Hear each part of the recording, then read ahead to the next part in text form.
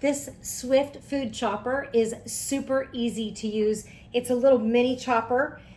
It's compact. I love the size of it. What's great too is it's all done by hand, so you don't need any electricity. So it's great for hotel rooms or traveling or just in your regular kitchen. So here's how it works. Basically, you just open this up. You've got the blades on that side and you've got a little bowl on this side.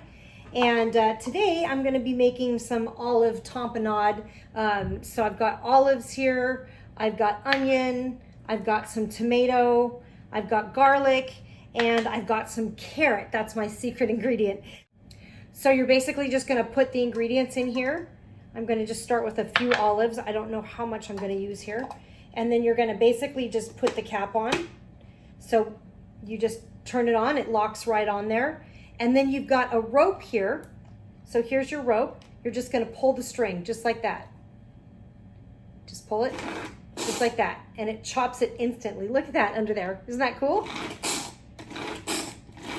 And you just chop it to the amount that you want it chopped. I did about 3 or 4 pulls and I've got a really nice chop on that.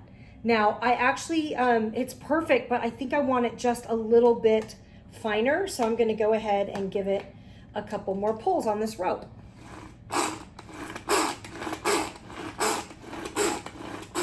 Just like that.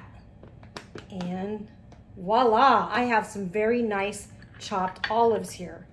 I've got a few more to chop here, so I'm just gonna put these into this bowl so you can see them. Very, very simple.